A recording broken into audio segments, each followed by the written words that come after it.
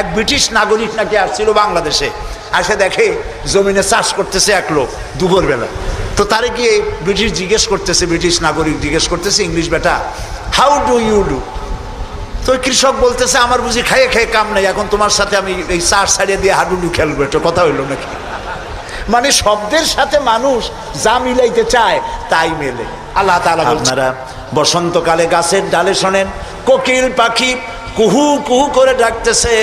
আল্লাহ রাব্বুল আলামিন বলেন, ওয়ালাকিন লা তাফকাহুনা তাসবিহাহুম, তোমরা ওদের তাসবিহ বোঝো না, তোমরা শোনো কুহু কুহু, আসলে সে ডাকে আল্লাহু আল্লাহু। বউ কথা ক, আছেন একটা পাখি মমন সাইতে নাই আছে, ছোটবেলা থেকে শুনতেছি বউ কথা কও, বউ কথা কও। ওর বউ এত অভিমান করলো কেন? কথা মোটে কয়ই না, আসলে বউ কথা কও আমরা শুনি। আর আল্লাহ বলছেন, ওয়ালাকিন লা তাফকাহুনা তাসবিহাহুম, ওরা আমার জিকির করছে তোমরা বোঝো না। মানুষ বুঝবে কেন? মানুষ তো আন্দাজে যা শোনে শব্দের সাথে আপনি যা মিলাবেন তাই কিন্তু হয় ভাই। যেমন ট্রেন ছাড়ছে, ট্রেন যখন ছাড়লো তো প্রাথমিক আওয়াজ শোনা যায় যাচ্ছি যাব, যাচ্ছি যাব। যখন জোরে চলে তখন শোনা যায় যাচ্ছি যাব, যাচ্ছি যাব, এরকম শোনা যায়, ঠিক না? শব্দের সাথে এরকম যা মিলাবেন তাই হবে। আল্লাহ তাআলা বলছেন, তোমরা যা শুনতে পাও, পাখিগুলি তার কলকাকলিতে, বাতাস তার শনশন রবে, নদীগুলি তার কুলু কুলু নাদে, পাতাগুলি তার মর্মর শব্দে, যত আওয়াজ শুনতে পাও এগুলি সব নিছক আওয়াজ নয়, সবগুলির ভিতর থেকে আমার জিকির, আমার তাসবিহ হতেছে আল্লাহু আল্লাহু আল্লাহু আল্লাহু।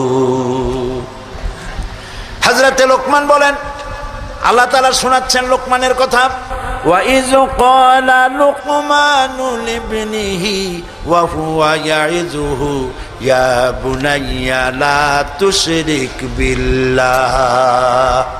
স্মরণ করো সেই সময়ের কথা যখন লোকমান তার ছেলেকে ডেকে বলছেন, ইয়া বুনাইয়া, হে আমার কলিজার টুকরা সন্তান। আপনারা কি শুনতেছেন?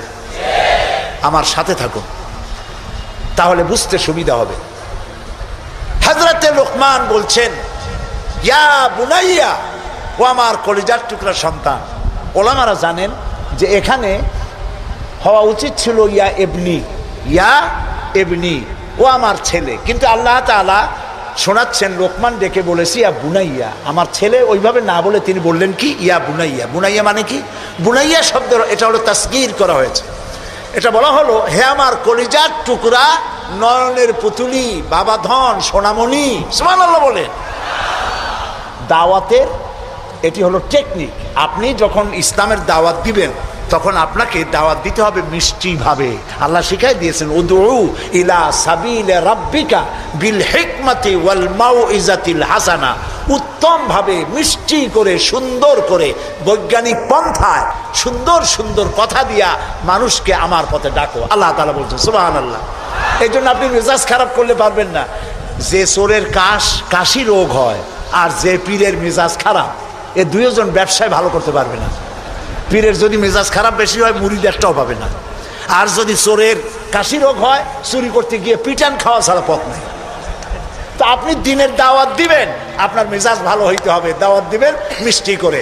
রাসূলুল্লাহর কথাটাই দেখেন, আগেই কোন সুবহানাল্লাহ। আল্লাহ রাব্বুল আলামিন বলেন, ফাবিমা রাহমাতিম মিনাল্লাহি লিনতা লাহুম ওয়ালাউ কুনতা ফাযযান গালিদাল কলবি লানফাদ্দু মিন হাওলিক। হে রাসূল, আপনার প্রতি আল্লাহর করুণা হচ্ছে এই যে আল্লাহ তাআলা আপনার দিলটাকে নরম করে দিয়েছেন। সুবহানাল্লাহ। আপনার কাছে যেই আসে সিমেন্টেড হয়ে যায়, কেউ ছিটকে পড়ে না আপনার ব্যবহারের কারণে। রাসূলের ব্যবহার, সুবহানাল্লাহ বলে, সুবহানাল্লাহ। কি ব্যবহার! মসজিদে নববীতে এক বদবী এসে পেশাব করেছে মসজিদে নববীর মধ্যে। আচ্ছা কোন তো, এই মোমেন শাহীতে মসজিদের মধ্যে না, মসজিদের বাইরে দাঁড়াইয়া দেওয়ালের উপরে যদি কেউ পেশাব করে আপনি কি করবেন? জি বুঝতে পারছি আপনারা কি করবেন। চেহারা দেখি বোঝা যায় আপনারা কি করতে পারেন। মসজিদের ভেতরে পেশাব করতেছে রাসূলের সামনে, সাহাবায়ে কেরামদের চোখ মোটা হয়ে গেছে, ভাবখানা এই রসুল পারমিশন দেন ওরে জম্মের মতো পেশাব করাই দেই। রাসূলুল্লাহ বললেন না না, বাধা দিও না, তাহলে সে অসুস্থ হয়ে যেতে পারে, তার সবটা আনলোড হতে দাও। সবটা শেষ হইল, রাসূলুল্লাহ তাকে কাছে ডাকলেন, ডেকে বললেন তুমি যে কামটা করলা তুমি কি জানো এটা কি? কয় না তা জানি না। তিনি বললেন এটা হলো মসজিদ, আমরা এখানে আল্লাহরে সেজদা দেই, তোমার যখন এই কাজের দরকার হবে তখন বাইরে গিয়ে করবা। তোমাদের উপাসনালয় আছে না? কয় যে আছে। তো সেইখানে যদি এই কাম কেউ করে তাহলে তোমার কেমন লাগবে? এই কাজটা আর কখনো করবা না। লোকটি বলল আমি তো শুনেছিলাম আপনি বাদশাহ, তা আমি এখন বুঝলাম আপনি বাদশাহ না। বাদশাহ হইলে যে কাম আমি করছি এতে তো আমার কল্লা এতক্ষণ গড়াগড়ি যাইতো। আপনি তো বাদশাহ না, আপনি অবশ্যই অবশ্যই আল্লাহর নবী, কোনো সন্দেহ নাই আমার মনের মধ্যে। এই ছিল রসুলের ব্যবহার। রসুল্লাহ সাহাবীদের দিকে তাকায় বললেন ইন্নামা বুইসতুম মুয়াসসিরিন, ও সাহাবীরা আল্লাহ তোমাদেরকে পাঠাইছেন মানুষের কাছে দ্বীনকে সহজ করার জন্য, কঠিন করার জন্য নয়।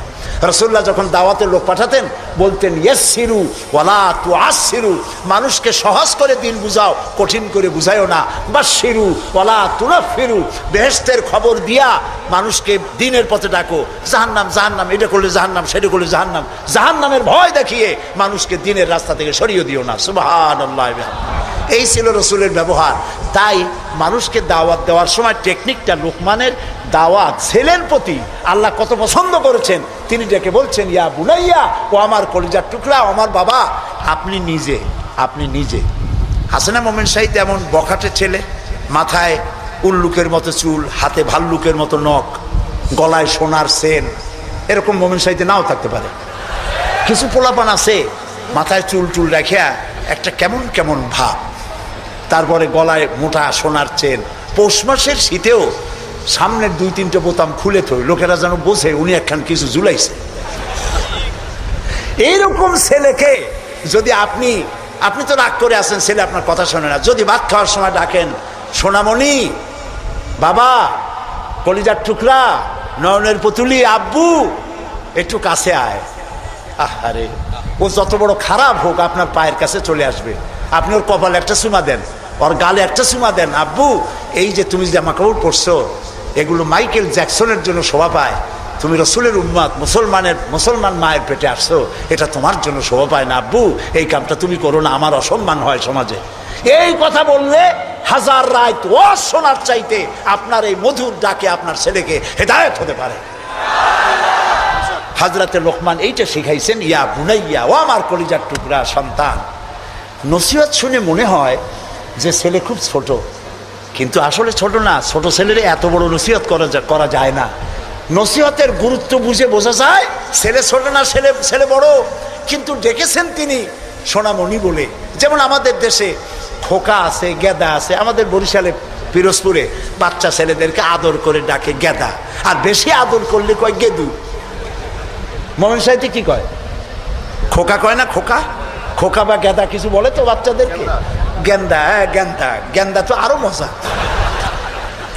হযরতে লোকমান ছেলেকে আবেগ ভরা মন দিয়ে ডাকতেছেন, ইয়া বুনাইয়া, ও আমার কলিজার টুকরা সন্তান, শোনো, লা তুশরিক বিল্লাহ, আল্লাহর সাথে কাউকে শরীক স্থাপন করো না।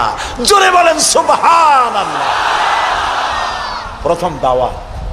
আমার উচিত ছিল আমার সন্তানকে এই কথা শেখানো যায়, আল্লাহর সাথে শরীক করবা না। ইন্না শিরকা লা যুলমুন আযীম, শিরক হচ্ছে মস্ত বড় জুলম। কে বলেছেন? জুলুম কারে বলে? ওলামারা বুঝবেন। জুলম বলা হয় ওয়াদউশ শাই ফি গায়রি মুহাল্লি, যেখানে যে জিনিস রাখার নয় সেইখানে সেই জিনিস রাখার নাম জুলম। যেমন এই টুপি রাখার জায়গা কোথায়?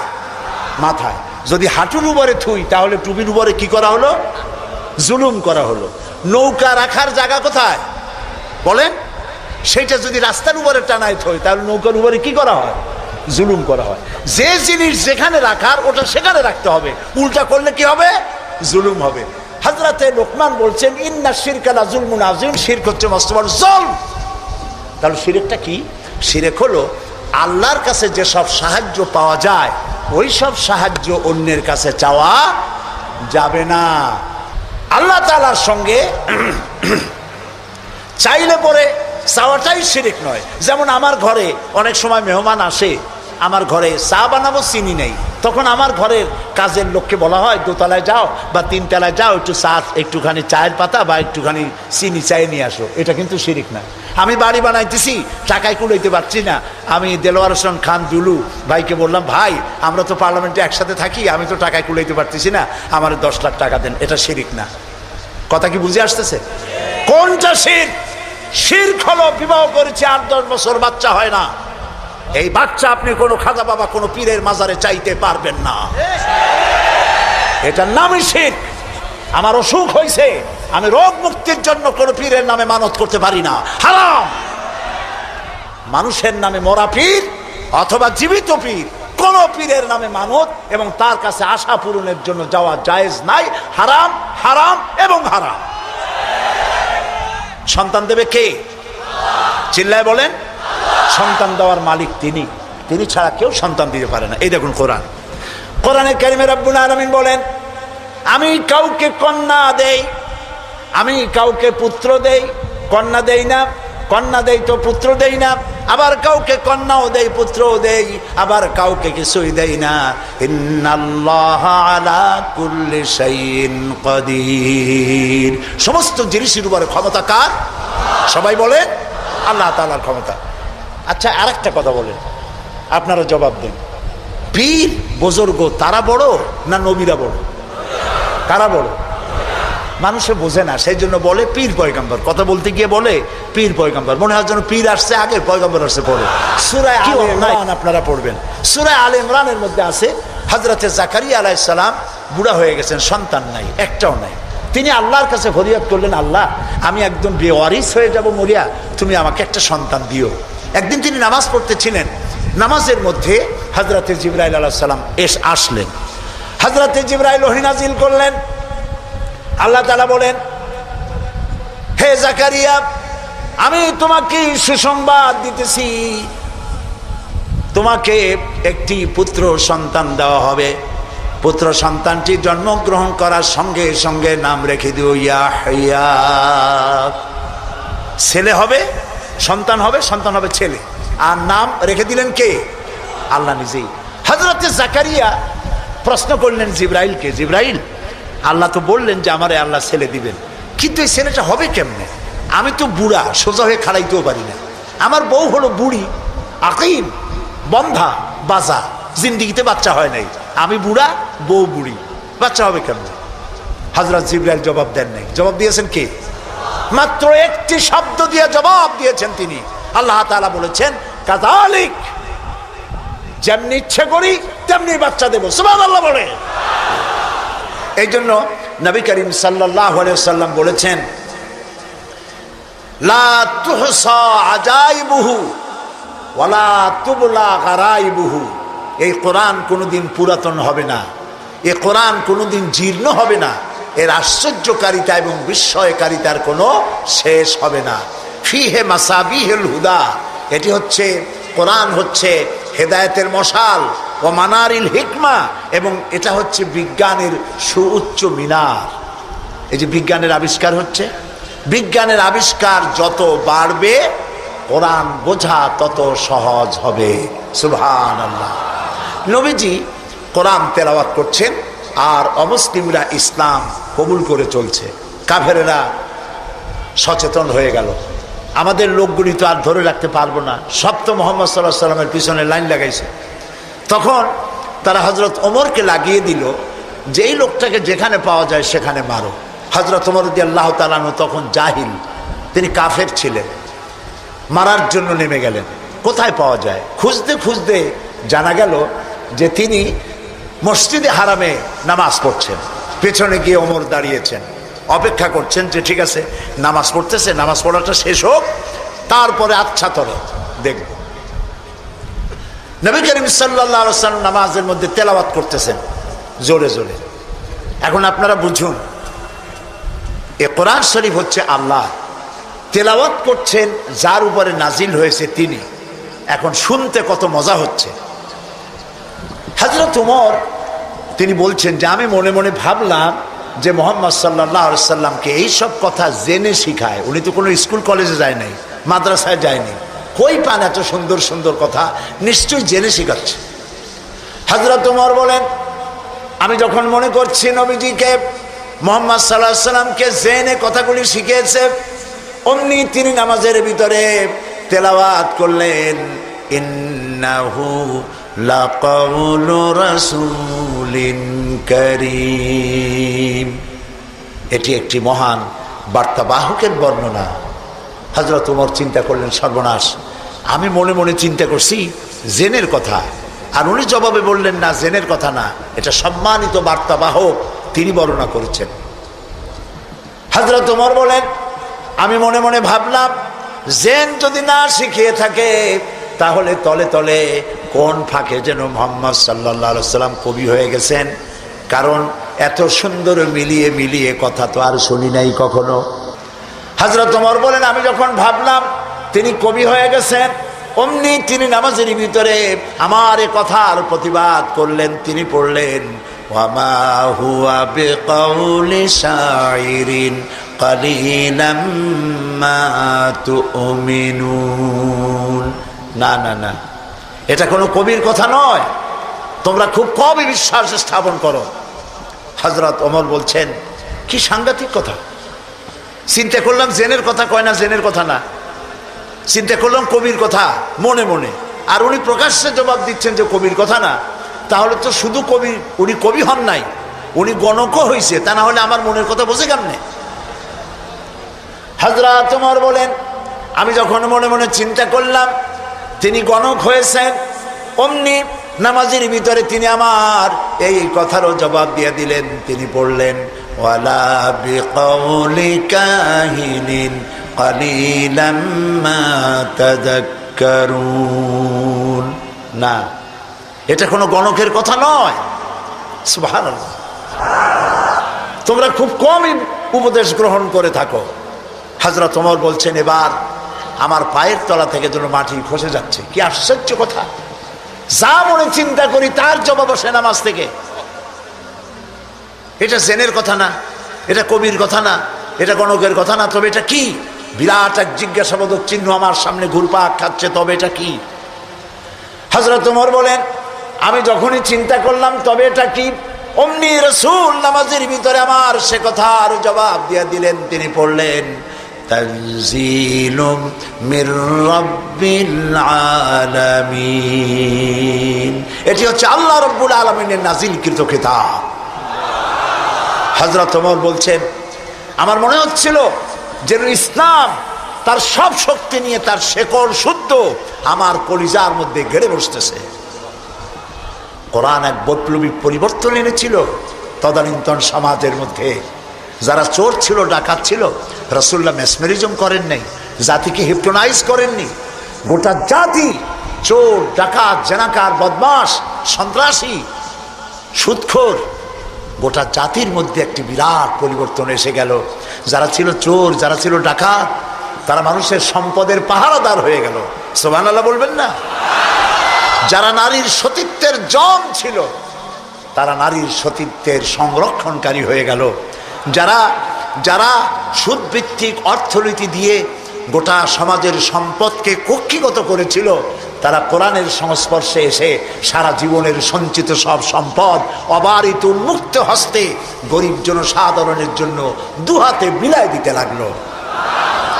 এই যে বিরাট পরিবর্তন আসলো, সেই পরিবর্তন আনার পেছনে কাজ করেছে যে কিতাবখানা, সেই কিতাবের নাম কোরআন। বলেন জোরে, কোরআন।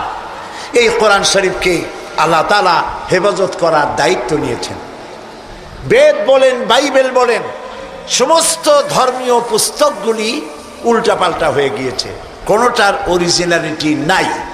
আপনি চ্যালেঞ্জ করতে পারেন বুক ফুলাইয়া, বর্তমান বিশ্বে খ্রিস্টানদের কাছে যে বাইবেল আছে, লুক, যোহন, মার্ক, মথি, scripture, new testament, old testament বলতে যা কিছু বুঝায়, ওদের কাছে আল্লাহর কিতাব বলে তারা যে দাবি করে, চ্যালেঞ্জ হয়েছে বর্তমান যুগে খ্রিস্টানদের কাছে যে বাইবেল আছে এর মধ্যে একটি ওয়ার্ডও আল্লাহর নয়, সব তাদের বানানো। এই চ্যালেঞ্জের মোকাবেলা খ্রিস্টান জগৎ করতে পারে নাই। কিন্তু কোরআন শরীফ সম্পর্কে এই কথা কেউ বলতে পারবে না যে এর একটি অক্ষরও মানুষের তৈরি করা। সুবহানাল্লাহ। এটিকে হেফাজত করেছেন কে? সেটা কি? সেটা হলো আলমারিতে নয়, সিন্ধুকে নয়, ব্যাংকের লকারে নয়, মানুষের মেমোরির ভিতরে, কলিজার মধ্যে, ব্রেনের মধ্যে আল্লাহ পাক কোরআনকে হেফাজত করে দিয়েছেন। এমন জায়গায় রেখেছেন যেখান থেকে ফাঙ্গাস পড়ার অথবা পোকামাকড় ঢুকে, তেলাপোকা, উই পোকা, সার পোকা ঢুকে নষ্ট করবে এমন কোনো সম্ভাবনা নাই। চুরি হবে, ডাকাতি হবে, পরিবর্তন হবে এমন কোনো সুযোগ নাই। কোরআন মানুষকে মুখস্থ করা আল্লাহ সহজ করেছেন। সুবহানাল্লাহ। সূরা কামার, সূরা কামারের মধ্যে আল্লাহ রাব্বুল আলামিন 4 বার বলেছেন ওয়ালাকাদ ইয়াসসারনাল কুরআনা লিযিকর ফাহাল মিন মুদ্দাকির। অবশ্যই কোরআন মুখস্থ করার জন্য আর বোঝার জন্য আমি আল্লাহ মানুষের কাছে সহজ করে দিয়েছি। সুবহানাল্লাহ। মানুষ এখন মুখস্থ করতেছে। কোরআন যারা মুখস্থ করছে তাদের সংখ্যা, এক জরিপে জানা গেছে সারা পৃথিবীতে কোরআন যারা মুখস্থ করেছে তাদের সংখ্যা 5 কোটি ছাড়াই গেছে। ময়মনসিংহে হাফেজ নাই, আছে সর্বত্র। সেবার লন্ডনে এক মাদ্রাসায় আমাকে দাওয়াত করা হলো, হেফজখানা। যারা মুখস্থ করেছে কোরআন তাদের মাথায় পাগড়ি পরাবার জন্য। এখন মাদ্রাসা মুখস্থ করা, কোরআন মুখস্থ করার মাদ্রাসা লন্ডনে হয়েছে। আলহামদুলিল্লাহ। কোন ইসলাম ডুবাই দেবো, মিটাই দেবো, যতই চিল্লা, এটা বন্ধ করার ক্ষমতা পৃথিবীর কোনো মানুষের নাই। এটা বন্ধ করার ক্ষমতা বুশের নাই, বুশের বাপেরও নাই। সুবহানাল্লাহ বলে। প্রিয় ভাই সব, সেই ইংল্যান্ডে আজ আর নাই যে ইংল্যান্ডে এখন থেকে 150 বছর আগে মাত্র একটা মসজিদ ছিল। সেই ইংল্যান্ডে এখন মসজিদের সংখ্যা 8000 ছাড়াই গেছে। কেমনে বন্ধ করবা ইসলাম? ফেরাউন যত চেষ্টা করছে মুসারে আসতে দেবে না। আল্লাহ মুসা আলাইহিস সালাম নিয়ে ফেরাউনের ঘরেই লালন পালন করছে, ঠিক কিনা? তো সেই মাদ্রাসার ছাত্রদেরকে মাথায় পাগড়ি পড়াতে পড়াতে 10-12 দিন ছেলে, ছোট্ট একটা ছেলে আসছে এতটুকু স্যার। আমি জিজ্ঞেস করলাম এ কি? আমি মনে করছি সে বোধহয় আন্দাজে আসছে পাগড়ি নেওয়ার জন্য। তাই বললাম এ কি? বলে যে এর মাথায় তো পাগড়ি দিবেন কেন? কয় যত হাফেজ। আশ্চর্য, কত বয়স কত? কয় 7-7.5 বছর হবে।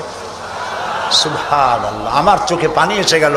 আমার কাছে মনে হলো যেন আল্লাহ তাআলা প্রশান্ত মহাসাগরকে একটা ঝিনুকের মধ্যে আল্লাহ তাআলা ঢুকাই দিয়েছে। কোরআনের হেফাজতের মালিক কে? আরো জোরে বলুন। তিনি হেফাজতের দায়িত্ব নিয়েছেন। এখন এই কোরআন থেকে আমি কিছু কথা আলোচনা করতে চাই স্বল্প সময়ের মধ্যে। আলোচনা করব সেই জায়গা দিয়ে যেই জায়গাটি থেকে আলোচনা করলে পরে আমাদের আকীদা দুরস্ত হয়ে যাবে। আল্লাহ তো সংখ্যা বেশি চান না, আল্লাহ চান কোয়ালিটি। কোয়ান্টিটির প্রয়োজন না, কোয়ালিটির প্রয়োজন। 313 জন মুসলমান দিয়ে যা হয়েছে, আজকে পৃথিবীতে 150 কোটি মুসলমান দিয়ে তা হচ্ছে না, ঠিক কিনা বলেন? সত্য কিনা? এমন সময় তো ছিল যখন মুসলমানেরা একটা খেজুর ছিঁড়ে ছিঁড়ে 8-10 জন দাঁতে লাগাইয়া চাবাইছে। 1 গ্লাস পানি অনেকজন মানুষের ঠোঁট ভিজিয়ে তারপরে লড়াই করেছেন। এরপরে গোটা পৃথিবীর অর্ধেকটা পৃথিবী মুসলমানদের পায়ের উপরে চুমো খেয়েছে। আজ মুসলমানের সংখ্যা বেড়েছে কিন্তু কোয়ালিটি বাড়ে নাই। কোয়ালিটি বাড়াবার জন্য ফাউন্ডেশন হচ্ছে তাওহীদ, তাওহীদে বিশ্বাস, শিরক থেকে বাঁচা আর তাওহীদে বিশ্বাসে স্থাপন করা। এই আকীদা যদি মজবুত না হয় তাহলে আমাদের সংখ্যা যতই বাড়ুক, কাফের এবং দুশ্মনদের সামনে আমরা হেয় প্রতিপন্ন, লাঞ্ছিত হতে বাধ্য হব।